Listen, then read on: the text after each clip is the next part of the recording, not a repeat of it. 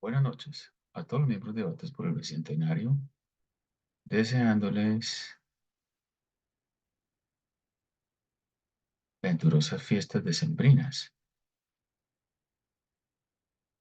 La noche de hoy hablaremos sobre uno de los personajes más destacados de la independencia de la Nueva Granada y de Hispanoamérica, el teniente general Antonio Nariño y Álvarez.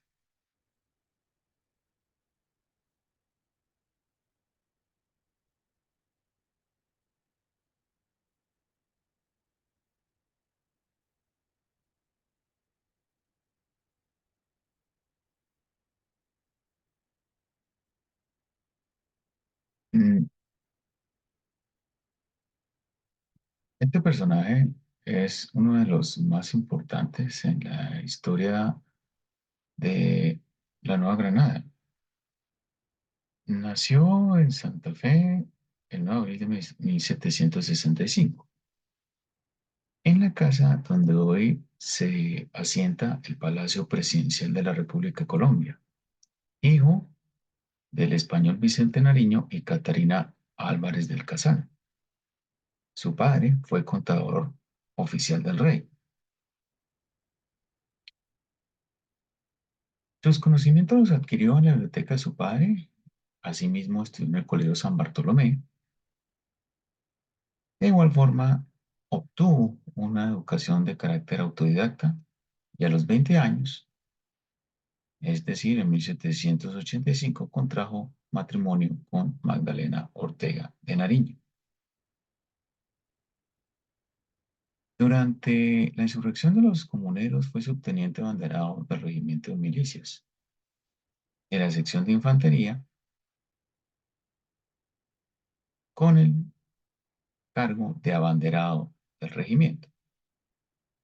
Ya en una vida más adulta, fue tesorero de las rentas generales por el virrey Gil Lemos. Asimismo, fue comerciante activo, donde se destacó en la exportación de quina, tabaco y cacao. Igualmente, se dedicó a las actividades ganaderas. Como dije en la anterior diapositiva, fue ganadero de la hacienda del Novillero para abastecer a Santa Fe de carne. Fue alcalde ordinario del segundo voto en 1791, regidor, alcalde mayor provincial y logró crear el grupo El Arcano Sublime de la Filantropía, el cual se basaba en reunir amigos para crear tertulias.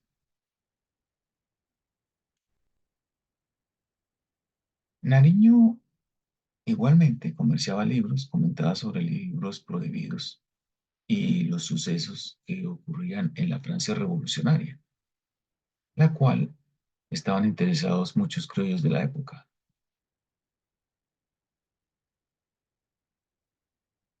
Propició una lotería pública para financiar el Hospital San Juan de Dios.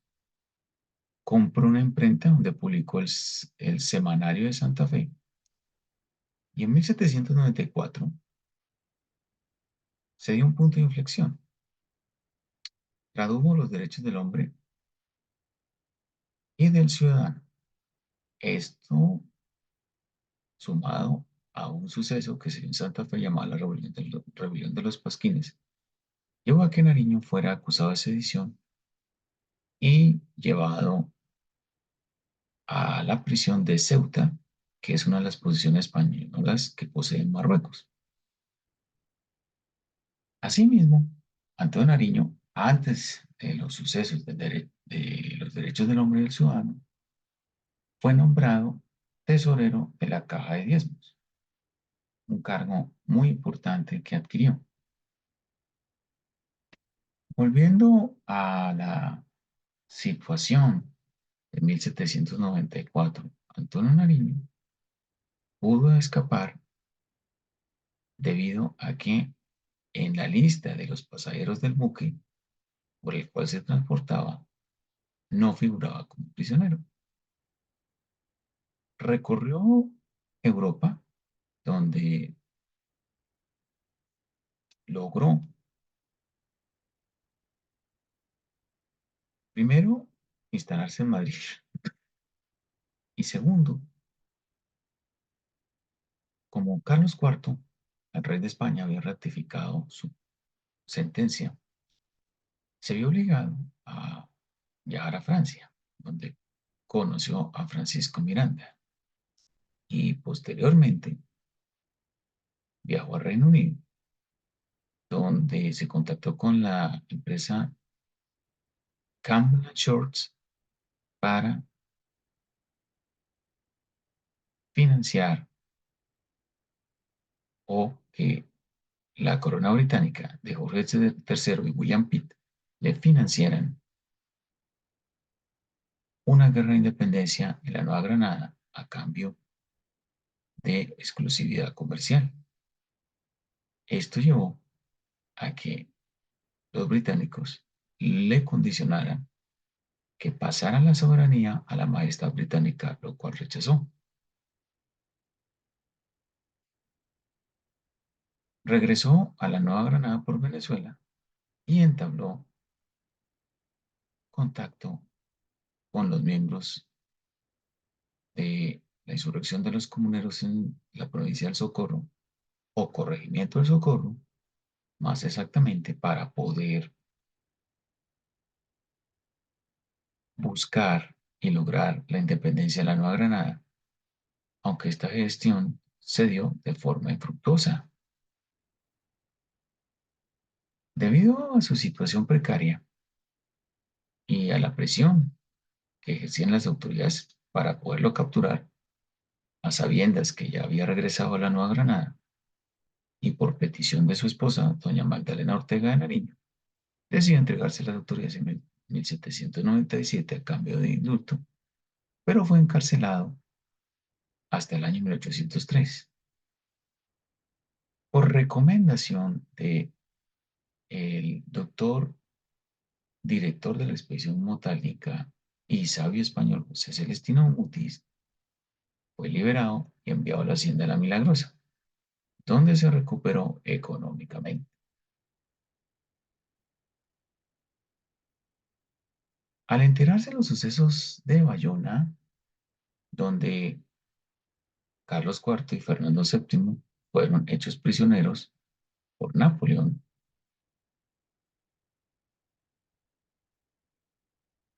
Antonio Nariño participó en un intento de conspiración en 1809, pero fue denunciado y enviado a las mazmorras de Cartagena. Cuando en 1810 el Consejo de Regencia de España eligió a Antonio Villavicencio comisario regio, al visitar Cartagena, ordenó el traslado de don Antonio Nariño a las cárceles de Cartagena. Luego fue trasladado a una casa por cárcel y fue testigo de los sucesos en Cartagena, donde la Junta Consultiva depuso al gobernador. Pero como aún sería preso, técnicamente estuvo ausente en los sucesos del 20 de julio de 1810 en Santa Fe. Gracias a las peticiones de José María Carbonell, jefe de los chisperos durante los actos del movimiento del 20 de julio, y su esposa, doña Magdalena Ortega Nariño, fue liberada de prisión, al igual que al ser depuesto el gobernador de la provincia. Los criollos de Cartagena lo liberaron de la cárcel y se alojó en la casa de Enrique Somoyar. Durante los sucesos de la creación de las juntas en la Nueva Granada, convenció a los cartageneros de no trasladar la capital del Congreso Constituyente a Medellín, sino que éste se diera en Santa Fe. Su esposa, don José María Carbonell, pagaron los viáticos para su regreso a Santa Fe y en el primer congreso, a finales de 1810, primer congreso del reino, fue nombrado secretario constituyente del reino.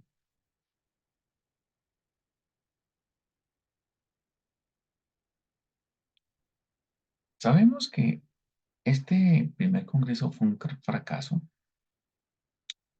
por lo cual los miembros de la Junta Suprema de Gobierno que se mantenían en Santa Fe crearon el proyecto del Reino de Cundinamarca y excluyeron a Antonio Nariño de toda participación política. Esto lo llevó a crear una corriente de oposición junto con los chisperos liderado por José María Carbonell y los antiguos administradores de la Casa de Moneda Real Hacienda, donde creó el periódico La Bagatela.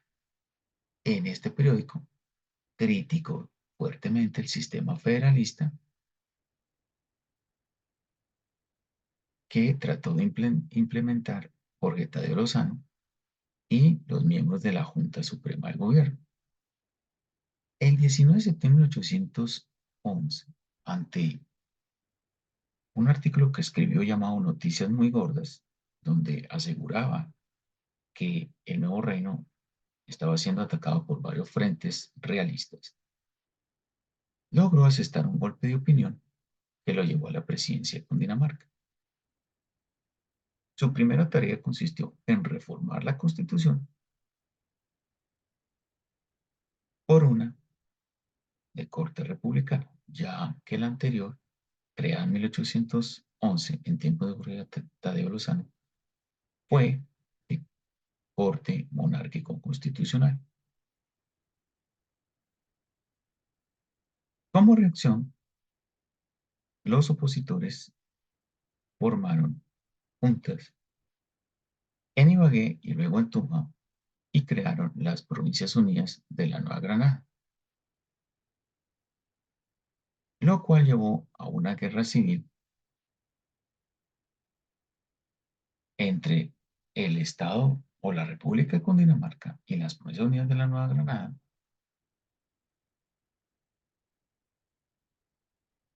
liderada por Camilo Torres. Entonces vamos a ver dos bandos enfrentados entre Torres contra Nariño, donde saldrá vencedor el segundo en el año 1813. ¿Cuál fue la gestión administrativa de Antonio Nariño? Primero, reformó el presupuesto para corregir el déficit fiscal.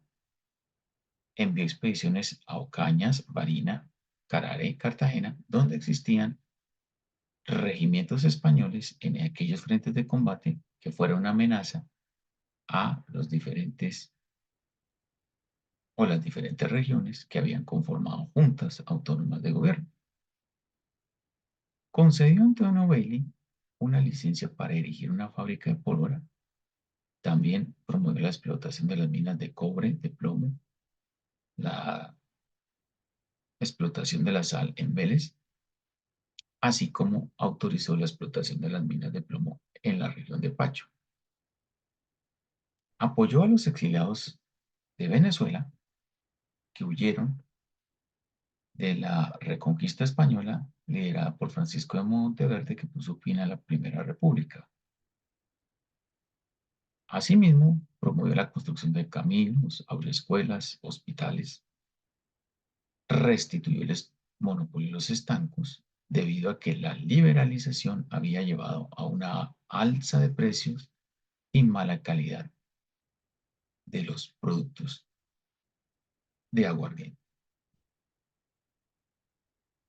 Anexó varias regiones, como por ejemplo parroquias de blancos, villas y ciudades que estaban en contra de las antiguas capitales cabeceras de provincia, como el caso de Vélez y San Gil, que se separaron de Socorro,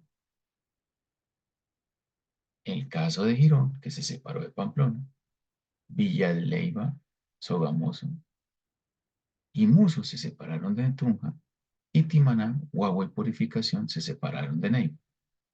Neiva posteriormente se anexaría a Cundinamarca. Todas estas regiones llevaron a una anexión a la República de Cundinamarca y esta anexión Nariño la hizo para evitar una mayor fragmentación territorial, contrario a lo que piensan otros historiadores que dicen que Nariño, por ambición personal o por llevar la contraria, había anexado dichos territorios, lo cual puede decirse que no fue así, ya que fue por voluntad de los vecinos y ciudadanos de aquellas regiones que decidieron anexarse a la República de Cundinamarca. Asimismo envió tropas a Socorro y Pamplona cuando inició la guerra entre centralistas y federalistas debido a las anexiones dadas, pero fue traicionado por sus subalternos Joaquín Ricaurte y Antonio Baraya, lo cual llevó a que Nariño tuviera que asumir personalmente la conducción de la guerra. Al apoderarse de Villa de Leyva, pero asimismo, al ser derrotadas las tropas centralistas en Palo Blanco, se suscribieron los acuerdos en Santa Rosa de Viterbo, donde se celebraría un congreso en Villa de Leyva en octubre de 1812 para definir el asunto de las soberanías de acuerdo con las provincias. A su regreso a Santa Fe, decidió renunciar a la presidencia porque consideraba que su presencia era una molestia y no generaba una estabilidad en la nación. Pero por petición del grupo de los chisperos, liderado por Jesús María Carbonell, así como otros vecinos de la ciudad de Santa Fe y notables de la capital del virreinato, fue restituido de su cargo y ante rumores de una invasión federalista, se le otorgaron poderes dictatoriales.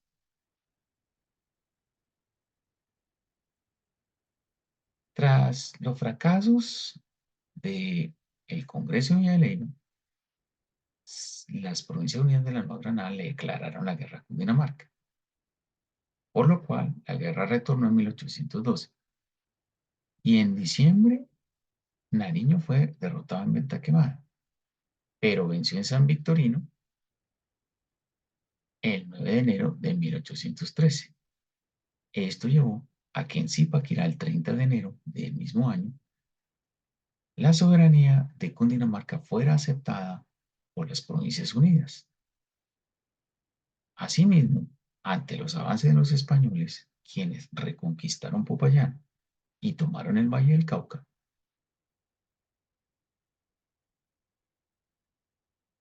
los centralistas y federalistas lograron una coalición para combatir la incursión realista. Asimismo, Nariño envió recursos y tropas para apoyar a Simón Bolívar, quien pretendió realizar una expedición hacia Venezuela, la cual lo logró en la segunda campaña admirable. Nariño, para legitimar y comandar la campaña del sur, deliberó ante el Congreso de Cundinamarca la independencia de su región o de su república, la cual fue aprobada por la mayoría de aceptar la emancipación de la corona de España. Esta declaración de independencia se logró el 16 de julio de 1813 y posterior a ello se dio inicio a la campaña del sur. Este es un plano del sitio de Santa Fe, donde vemos cómo atacaron a las tropas centralistas por varios puntos cardinales, pero Nariño los esperó en San Diego de San Victorino, donde los atacó y sorprendió, llevando a sus tropas a la victoria, al igual que se encargó de engañar a Atanasio Girardot a través de una carta donde le decía que no atacara Santa Fe, ya que el futuro héroe del Bárbula se encontraba apostado en el Cerro de Monserrate. Y esta carta la escribió Nariño sin que Girardot se diera cuenta que era un mensaje falso donde Girardot nunca movió sus ejércitos hacia Santa Fe. Este es otro óleo donde se representa la independencia de Cundinamarca y el juramento a la bandera de la República cundinamarquesa. Este es un documento donde se manifiesta la independencia de Cundinamarca de la corona española. Mm, Igualmente, Nariño logró crear una coalición con los ejércitos federales para la campaña del sur y liberar los territorios conquistados, de los, conquistados por los españoles. Logró vencer al futuro virrey y general de las tropas españolas Juan Sámano en la batalla de Alto Palacé y posteriormente en Cajibí, lo cual lo llevó a entrar a la ciudad de Popayán. En la Ciudad Blanca obligó a las élites productivas a comprar un empréstito forzoso para el mantenimiento del ejército. Prosiguió su marcha a Pasto, pero estos le aplicaron una guerra de asedio y desgaste, lo cual lo redujo en número de hombres. Aunque los venció en Juanambú, nuevamente en Cebollas y posteriormente en Tacines. Al avanzar a Pasto, dejó los refuerzos de retaguardia muy alejados, especialmente refuerzos de artillería. La batalla de los ejidos de Pasto, contrario a lo que se cree,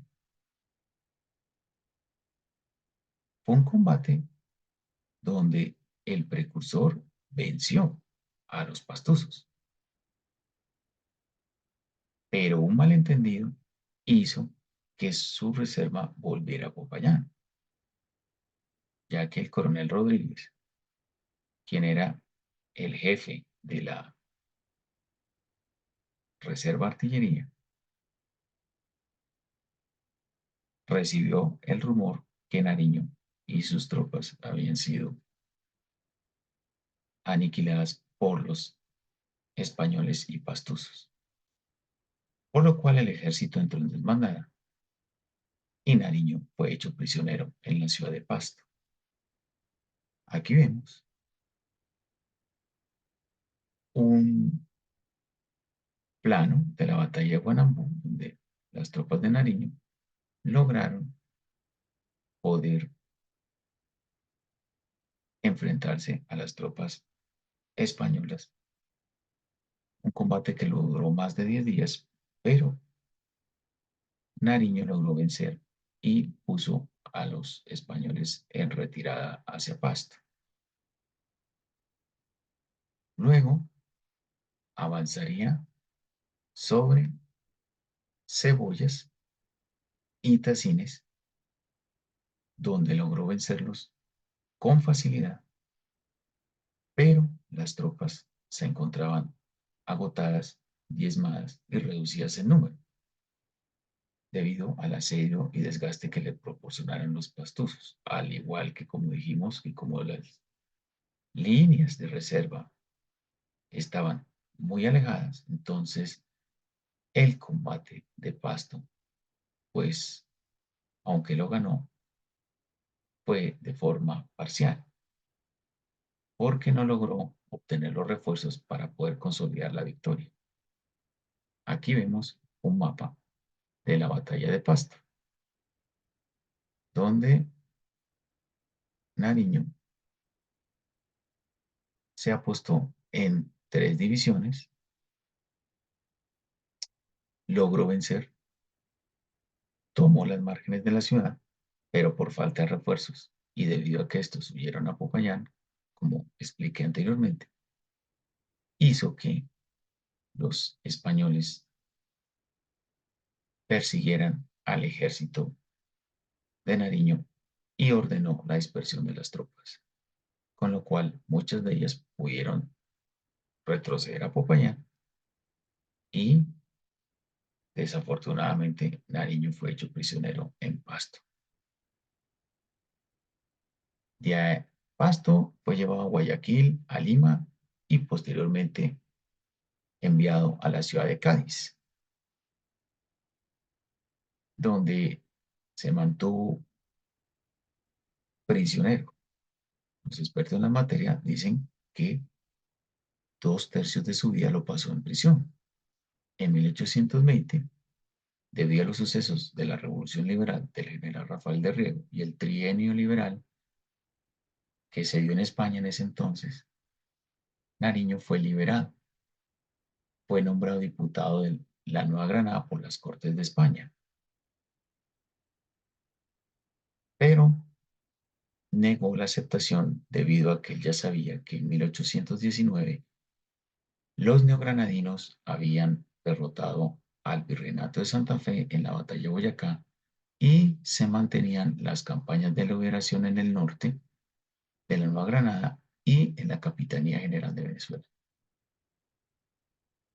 Luego viajó a Londres, donde conoció y volvió a entrevistarse con su amigo Francisco Antonio Sea, quienes fueron grandes compañeros y este último también fue apresado por los sucesos de 1794 de la Declaración de los Derechos del Hombre. Luego volvió a Nueva Granada y Bolívar, en agradecimiento por lo que hizo en 1813, de haberle concedido refuerzos y haberle llevado hombres a la campaña admirable, el Libertador lo nombró vicepresidente interino de la República de Colombia para presidir los asuntos del Congreso de Cúcuta, lo cual dio la apertura al Congreso, presidió muchas sesiones del Congreso Constituyente, pero ante la presión de varios enemigos de la Primera República, quienes lo tildaron de abuso de autoridad, decidió renunciar.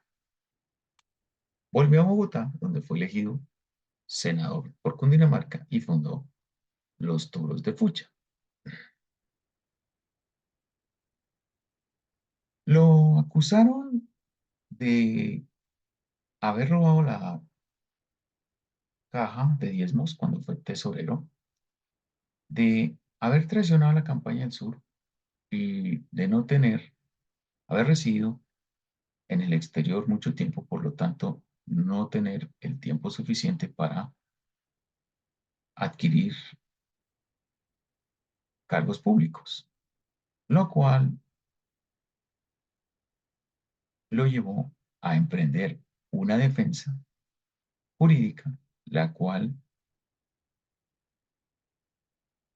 ganó estrepitosamente y Nariño fue conducido en hombros hacia su casa en Santa Fe de Bogotá.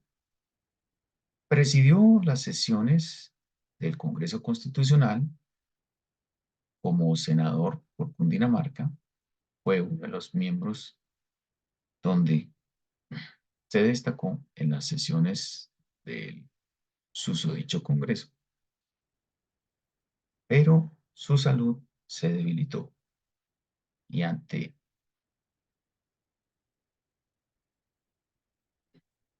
su situación de fragilidad, los médicos le recomendaron vivir por fuera de Bogotá por un tiempo prudente. Marchó a Villa de Leyva, donde temporalmente se recuperó, pero la bronconeumonía y la tuberculosis lo deterioraron, lo cual llevó a su deceso el 13 de diciembre de 1823 a la edad de 58 años. Esta es la casa de Villa de Leyva, donde murió el precursor de la independencia. ¿Qué tenemos como legado de Antonio Nariño, quien fue precursor, presidente de Cundinamarca, gestor de la independencia en Cundinamarca y teniente general de los ejércitos del sur? Un hombre que inculcó los derechos humanos tras haber traducido los derechos del hombre y del ciudadano. Promovió el republicanismo como sistema de Estado y de gobierno. Pregonó la aplicación del centralismo y el federalismo de acuerdo a las reales del país, ya que durante la independencia decía que se debía aplicar el sistema centralista porque un sistema federalista no convenía durante esa época para hacerle frente a los españoles. Y profetizó que los españoles reconquistarían el territorio y tomarían represalias. Por lo tanto, era necesaria esa cohesión político-social de forma central para hacerle contrapeso a los españoles cuando vinieran a reconquistar el virreinato. Asimismo, pregonó el federalismo durante la creación de la República de Colombia en 1821, ya que aducía que debido a la extensión del territorio era necesario crear un sistema federal para que funcionara mejor el país en sus instituciones públicas, así como aplicó la inclusión política a los sectores marginados. Recordemos que los chisperos, los cuales se destacaron en el acontecimiento del 20 de julio de 1810, pero fueron excluidos por los miembros de la Junta Suprema de Gobierno, fueron incluidos en el programa político de Antonio Nariño y tuvieron participación durante las sesiones del Congreso de Cundinamarca cuando Nariño fue presidente en los años de 1811 a 1813. Vemos aquí que Antonio Nariño fue un personaje excepcional, es uno de los personajes más destacados dentro de la independencia de Nueva Granada e Hispanoamérica, uno de los precursores de la independencia junto con Francisco Miranda y Mariano Moreno. Asimismo, varios colegios, universidades e instituciones, un batallón del Ejército de Colombia llevan su nombre, así como el Palacio Presidencial del Gobierno también lleva su nombre, debido a que el palacio está asentado en la casa donde él nació, en 1765, el 9 de abril. Antonio Nariño se puede decir que fue el defensor de la República y por tanto el hijo de la República. Me despido de ustedes, con esto termino y que pasen feliz fin de semana, al igual que felices fiestas decembrinas.